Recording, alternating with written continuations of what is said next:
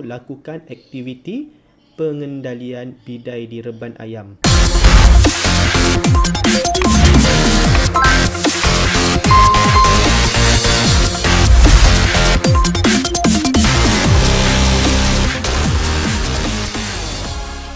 Pengurusan ayam ini, bila peringkat perindukan adalah peringkat yang awal, pre. Maksudnya peringkat anak ayam masuk DOC, tempohnya biasanya daripada minggu pertama ke minggu kedua lah.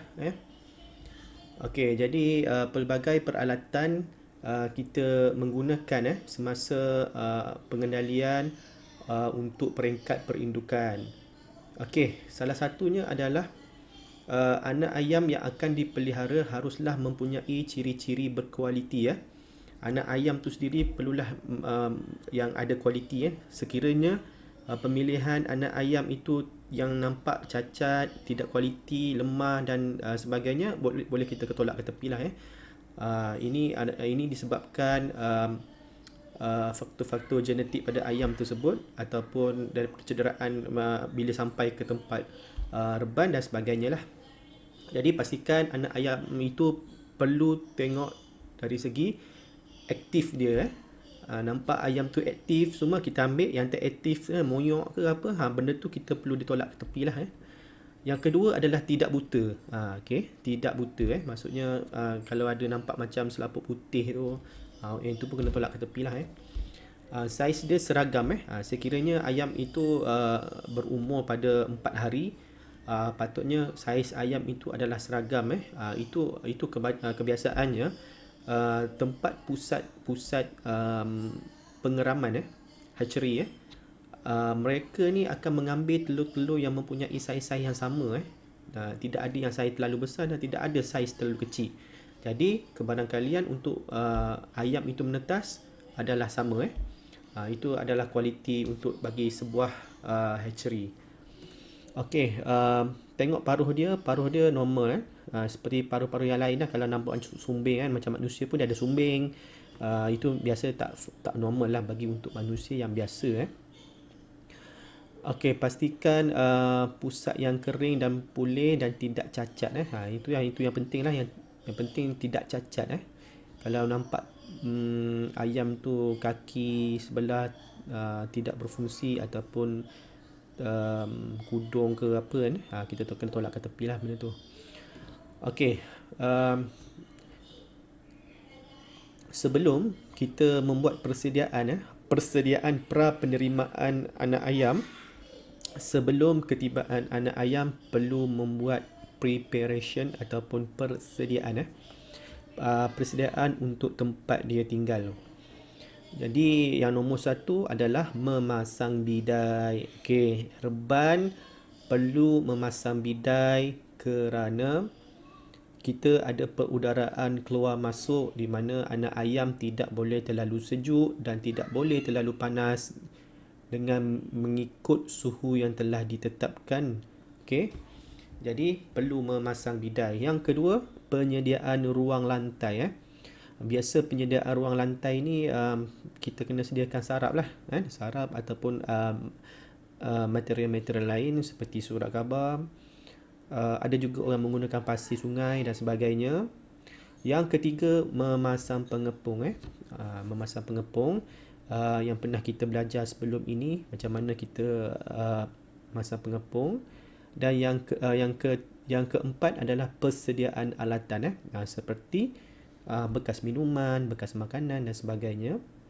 Yang terakhir adalah memasang dan menghidupkan alat pemanas. Tidak ada alat pemanas, kita boleh menggunakan lampu ataupun mentol yang boleh memberikan suhu yang baik lah untuk persediaan penerimaan anak ayam. Okey, kita masuk kepada kompetensi satu. Okey, jadi lakukan aktiviti pengendalian bidai di reban ayam. Okey, hari ni kita nak bincangkan tentang bidai. Tentang bidai. Biasa kalau anda semua boleh tengok dekat tempat ternakan yang komersial, bidai adalah sangat penting. Di mana ianya boleh mengurangkan dan meningkatkan suhu yang ada di dalam reban tersebut. Yang pertama dia adalah kaedah menerima arahan kerja. Ini adalah tugas-tugas yang kata tugas-tugas yang diberikan oleh supervisor ataupun orang-orang yang di atas, di mana ada dua kaedahnya, iaitu kaedah lisan dan juga kaedah bertulis. Kaedah lisan tu macam mana? Kaedah lisan ni kaedah kita memberi arahan secara biasalah, secara kita bercakap, secara kita berkomunikasi maksudnya. Jadi yang kaedah bertulis ini adalah biasanya hitam putih ataupun jadual dan juga arahan-arahan. Biasa kalau kita tengok kat reban-reban tu ada arahan dia. Arahan dia contohnya pusingkan winch pusingkan ke depan kan. Pusingkan, tutupkan, lipatkan dan sebagainya lah. Itu orang panggil arahan kerja lah. Yang kedua ni lokasi reban. Sebelum kerja pengendalian bidai dilakukan, lokasi reban perlu dikenal pasti supaya kerja-kerja pengendalian bidai dapat dilakukan dengan mudah. Ini untuk mengenal pasti lokasi reban tu. Tapi reban kita memang dah tetap kat situ lah. Kita tak ada boleh bawa ke mana-mana reban tu. Jadi kalau reban yang permanent kat situlah. Yang ketiga adalah bidai persediaan atau bidai dan peralatan. Pemilihan bidai ni amat penting sebelum ia dipasang di setiap reban. Bidai ni dia ada banyak kualiti dia. Ada yang nak jimat, kualiti dia lain, yang sederhana mahal dia lain, yang mahalnya lain. Cuma ketahanan itu adalah untuk usahawan dia fikir benda tu sebab kita nak guna menjaga masa panjang. Kalau nak guna masa jangka pendek dengan ayam, orang kata keuntungan tu perlu dititik beratkan lah. Jadi kita tengok ciri-ciri bidai yang perlu dititik beratkan ialah mestilah tahan lama. Pastikan kalau kamu semua boleh tengok bidai-bidai yang hitam putih, canvas itu biasa tahan lama lah. Boleh digunakan dalam tempoh yang panjang. Ciri-ciri yang kedua ni adalah tempoh yang panjang. Jadi kalau kita spend sikit duit untuk beli bidai yang mahal sikit untuk jangka masa yang panjang, beberapa pusingan kita boleh pakai guna bidai tu dan kita tak perlu fikir sangat berbanding kalau kita beli yang murah, buat satu pusingan lepas tu dah rosak, nak terus beli yang terus nak pusingan kedua ni kena beli pula yang seterusnya, bidai tu mestilah tidak mudah koyak. Biasa kalau kita beli yang oranye biru ni dia lambat sikit nak koyak. Kalau dah kena air panas tu itu biasa mudah lah. Tapi kebiasaannya bidai ni tidaklah, orang kata dia hanya adalah tepias-tepias sikit daripada air hujan tu, itu biasalah tapi kualiti dia insyaAllah. Kos sesuatu bidai juga perlu diambil kira.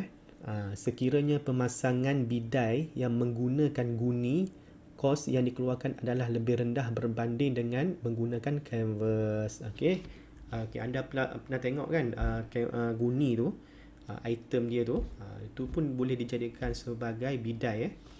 Jadi apa yang nak dibandingkan adalah item tu tersebut. Itu yang saya cakap tadi. Kalau kita menggunakan canvas lagi mahal dan kualiti lah berbanding kos dia yang rendah seperti macam guni makanan ayam macam itulah. Berikut merupakan komponen bidai. Komponen bidai ni anda boleh tengok dia ada satunya canvas ataupun bidai yang ada, dan juga winch. Winch ni yang dia punya pelarasan turun naiknya canvas ni secara automatik lah. Kita tak adalah menggunakan tenaga ataupun manual untuk menaikkan dan menurunkan bidai tersebut. Yang seterusnya, memasang bidai di sekeliling reban untuk mengelakkan keadaan reban yang terlalu sejuk, pada waktu malam dan pada waktu siang ketika hujan bagi reban terbuka. Okey, ini bergantung kepada reban. Itu kebiasaannya kalau kita tengok reban-reban kita di KVDLM ni mempunyai semua bidai setiap reban yang kita pasang untuk peredaran udara yang sejuk dan panas kita boleh kontrol melalui bidai. Okey, yang seterusnya, bagi reban tertutup, bidai sentiasa dipasang setiap masa bagi mengelakkan gangguan suhu reban dan pengaliran udara yang telah ditetapkan secara automatik. Okey, ini apa yang dimaksudkannya ialah reban tertutup ni macam kita boleh tengok pada college kita, iaitu reban ayam penelur di mana tu adalah reban tertutup, di mana dia ada satu sensor ataupun satu timer untuk cooling pad tu berfungsi dan dia boleh menyeraskan suhu yang ada kat dalam sekiranya canvas itu terbuka. Okey, jadi suhu pada reban akan terganggu lah yang sepatutnya suhu biasanya timer telah dipasang pada cooling pad untuk masa-masa tertentu.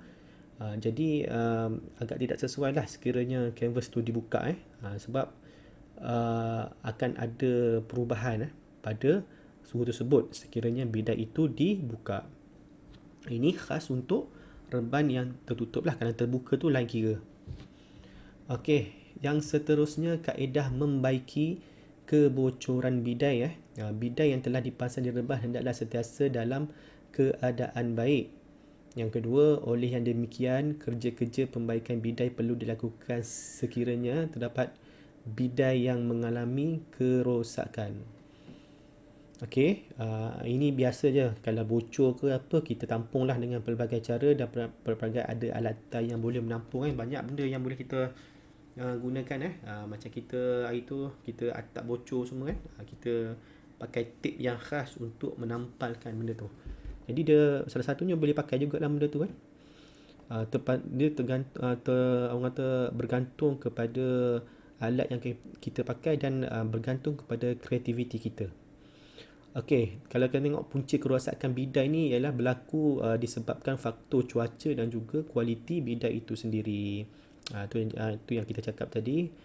Beli yang mahal, kualitinya berbeza berbanding kalau kita beli yang murah. Dari segi ketahanan dia akan adalah kan. Kalau yang murah pun boleh tahan lama, kebanyakan usahawan akan beli yang murah je, yang mahal tu jadi tak laku lah.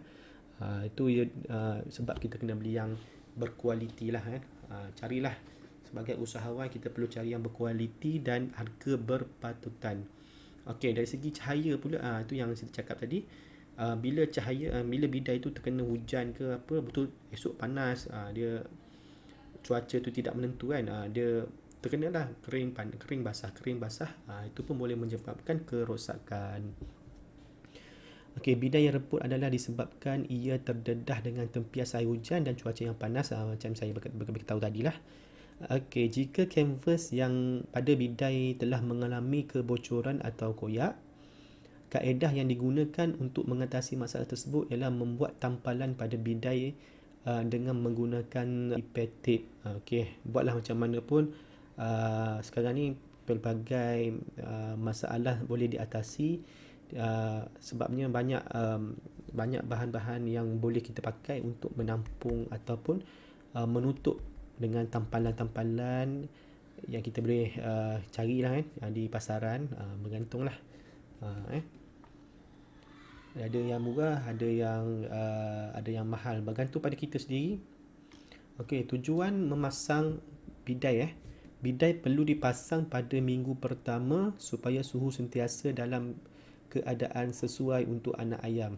Okey, biasanya saya lebih suka 3 hari sebelum kedatangan anak ayam tu kita dah prepare dari segi bidai semualah dan peralatan-peralatan lain lah.